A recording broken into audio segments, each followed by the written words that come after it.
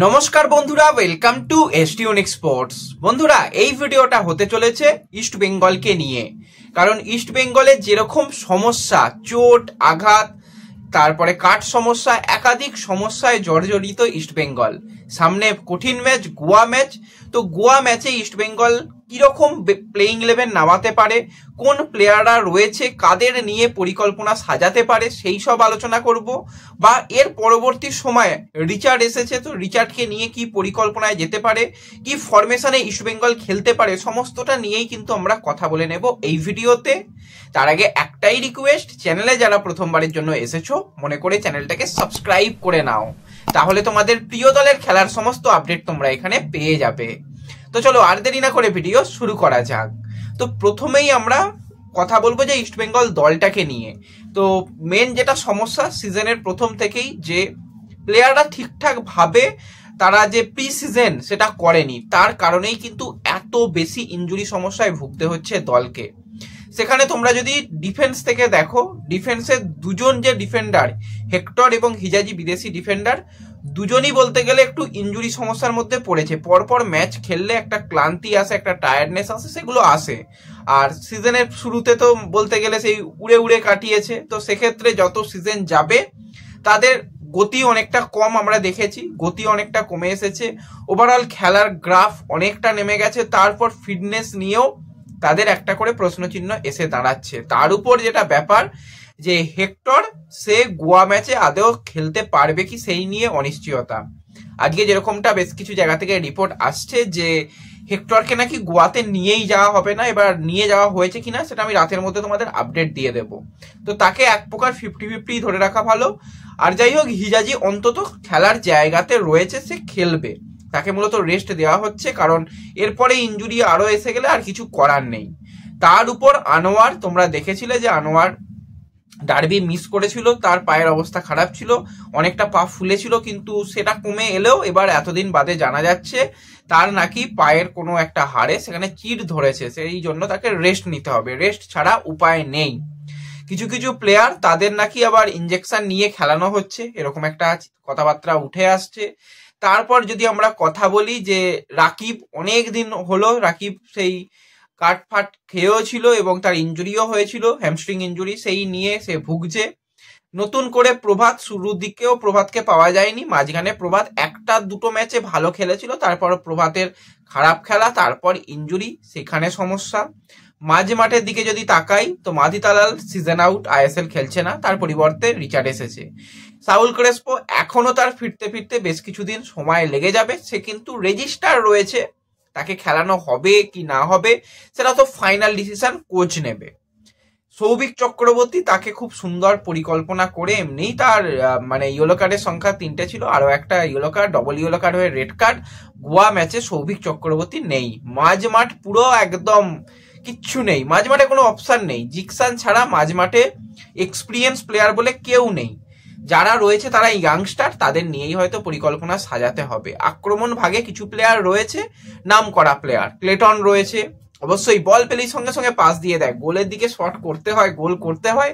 Clayton এই সিজনে ভুলে গেছে, আর ব্রাজিলে গোল করার বুটটা রেখে চলে এসেছে। তাকে আরেকবার ব্রাজিল পাঠিয়ে যদি বুটটা আনা যায় তো হয়তো গোল ফোল করতে পারে। স্কোরিং বুট তার নেই এবছর। ডিয়ামান্টাকোস, নামেই ডিয়ামান্টাকোস, বল সাপ্লাই তো পাচ্ছে না, বল পেলেও বল লুজ করে ফেলছে। আগের ডিয়ামান্টাকোস যেরকম আমরা কেরালায় দেখেছিলাম, বক্সের বাইরে থেকেও জোরালো শট নিত, সেখানে কিছু করার নেই, পাচ্ছে না। তার মধ্যে ডেভিড, আমি বলবো অনেক ভালো খেলছে, ডেভিডের জন্য সিজনটা খারাপ যায়নি এখন পর্যন্ত, ডেভিডের জন্য সিজন ভালো গেছে। তার মধ্যে নতুন উত্থান বলতে গেলে বিষ্ণুর সিজন ভালো যাচ্ছে, বিষ্ণু ভালো খেলছে। কিন্তু জেসিন একটু ইনজুরি ছিল, জেসিন ইনজুরি কাটিয়ে ফিরছে। জেসিনকে যদি সুযোগ দেওয়া হয়, আমানকে যদি সুযোগ দেওয়া হয়, তারাও কিন্তু কিছু করতে পারে, তারা কালকে টিমের সঙ্গে যোগ দেবে। এটাই হয়েছে পুরো টিম নিয়ে যদি আমরা বলি, পুরো টিমের এটা গল্প। তো এই জায়গা থেকে পরবর্তী ম্যাচ, যেখানে গোয়া পয়েন্ট টেবিলে তারা একদম বেশ ভালো জায়গায় রয়েছে, 2 নম্বর 3 নম্বর পজিশনে থাকছে, তাদের বিরুদ্ধে খেলতে হবে। সেখানে গুরুত্বপূর্ণ 6জন প্লেয়ারকে পাওয়া যাচ্ছে না। আমি যদি প্রথমেই ধরে নিই হেক্টর, সে 50-50, আনোয়ার, সৌভিক, এই 3জন মানে একদম ফার্স্ট 11-এর প্লেয়ার। তাছাড়া যদি রাকিব বা তোমরা প্রভাতের কথা ধরো, তাদের পাওয়া যাচ্ছে না। তো ওভারঅল কিন্তু টিমটা প্রচন্ড পরিমাণে ভুগছে, সাউল তো নেই, তো 6 জন গুরুত্বপূর্ণ প্লেয়ারকে পাওয়া যাচ্ছে না। তো যারা রয়েছে তাদের নিয়ে কিরকম পরিকল্পনা করতে পারে অস্কার? তো এক্ষেত্রে অস্কারকে একটাই ভাবনার মধ্যে থাকতে হবে যে ডিফেন্স মিডফিল্ড আমার কাছে কিছু অপশন নেই, আমার কাছে যেই অপশনটা রয়েছে সেটা হচ্ছে অ্যাটাক। আর আমরা জানি attack is the best defence, সেটা মোহামেডান একদম 90 মিনিটের পর লড়াই করে দেখিয়ে দিয়েছে যে এখান থেকে আমরা কামব্যাক করতে পারি, অন্তত একটা পয়েন্ট পেতে পারি। তো অ্যাটাক দিয়ে কিন্তু ম্যাচ বার করতে হবে অস্কারকে। যদি গোল করতে পারে, এবং শুধু গোল নয় একাধিক গোল করতে হবে, গোল করলে গোয়া গোল ফিরিয়ে দেবে, কারণ ডিফেন্স নড়বড়ে, ওই প্রথম থেকে একদম প্রেসিং ফুটবল খেলে যেতে হবে, কিছু করার নেই। এবং যারা রয়েছে হাতে তাদের একটু সুযোগ দিলে যদি এখান থেকে কিছু রত্ন বেরিয়ে আসে, তো অবশ্যই শ্যামল বেসরা, ভাল্লাল পেকা, গুণরাজ, এদের যদি সুযোগ দেওয়া যায় মাঝ মাঠে, অপশান কিছু খুলে যেতে পারে। কিন্তু কতটা অস্কার সাহসী হয়ে সিদ্ধান্ত নেবে আমার জানা নেই। তার থেকে ভাই অ্যাটাক করো, অ্যাটাক করে ম্যাচ বার করে নেওয়ার চেষ্টা করো, এটাই কিন্তু অস্কারকে পরিকল্পনার মধ্যে রাখতে হবে। এবার যদি আমরা ইস্ট বেঙ্গলের কিছু প্লেইং ইলেভেন নিয়ে কথা বলি, যদি কি পরিকল্পনায় যেতে পারে, প্রথমে আমরা হেক্টরকে বাদ রেখে একটা যদি আমরা প্লেইং ইলেভেন ভাবি, কারণ হেক্টর অনিশ্চিত, সেক্ষেত্রে গোলে নো ডাউট গিল শুরু করছে। ডিফেন্স লাইনে লালচং নুঙ্গার সঙ্গে হিজাজি মাহের তাদের সেন্টার ব্যাকে রেখে, সাইড ব্যাকে কিন্তু একদিকে নন্দকুমার, অপরদিকে নিশু কুমার। নন্দকুমার ছাড়া সাইড ব্যাকে আর অপশন নেই। নন্দকুমার এমনি মিডফিল্ডে খেলেছে, তাকে কিন্তু ডিফেন্সে হয়তো সাইড ব্যাকে খেলতে হবে, কিছু করার নেই, অপশন কম। মাঝমাঠ নিয়ে যদি আমরা কথা বলি, মাঝমাঠে কিন্তু ক্লেটন সিলভা কে তাকে মিডফিল্ডে ব্যবহার করতে হবে, যদি অ্যাটাকিং মিডফিল্ডারেও খেলে তবুও ঠিক আছে, তার সাথে জিকসান। দুটো উইং এর দিকে যদি তাকাই, সেক্ষেত্রে আমি ভিষ্ণুকে বেঞ্চে রাখছি। ভিষ্ণুর জায়গাটা যেহেতু লেফট উইং, তো লেফট উইং এ যেহেতু রিচার্ড উইং বেস্ট ফুটবল খেলবে, তো রিচার্ডকেই হয়তো প্রথম থেকে যদি লেফট উইং এ দেখা যায় তো ভালো হবে, ভিষ্ণু পরবর্তী সময় নামতে পারে। আর রাইট উইং এ সেক্ষেত্রে মহেশ, আপ ফ্রন্টে কিন্তু ডিয়ামান্টাকোস এবং ডেভিডকে রেখে একটা পরিকল্পনা করতে পারে। এবার যদি হেক্টরকে যা হোক করে খেলাতে হয়, তো সেক্ষেত্রে হেক্টর হিজাজিকে ডিফেন্সে রেখে সাইড ব্যাকে একদিকে লালচং নুঙ্গা, অপর দিকে নিশু কুমার, এটাই হয়তো অস্কার করতে চাইবে, কিছু করার নেই, হাতে অপশন কোথায়।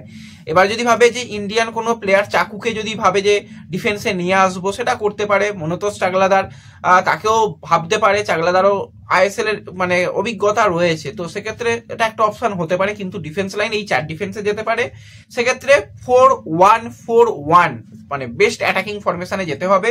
মাঝ মাঠে কিন্তু জিকসানকে অ্যাজ এ ব্লকার হিসাবে খেলতে হবে, আপ ফ্রন্টে ডিয়ামান্টাকোসকে কিছুটা ফলস নাইন, তার পাশে মহেশকেও কিন্তু ওই মিডফিল্ডেই মানে অপারেট করতে হবে। দুটো উইং এ সেক্ষেত্রে রিচার্ড লেফট উইং দিয়ে যাবে, রাইট উইং দিয়ে ভিষ্ণুকে রেখে দিতে হবে, আর আপ ফ্রন্টে ডেভিডকে রেখে পরিকল্পনা করতে হতে পারে।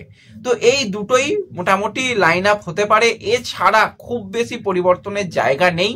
যদি কোচ মনে করে চাকুদের ব্যবহার করবো, তো সেক্ষেত্রে জিকসান চাকুকে মাঝ মাঠে ব্যবহার করতে পারে, এবং চাকু মিডফিল্ডারে কিন্তু ভালো খেলেছে।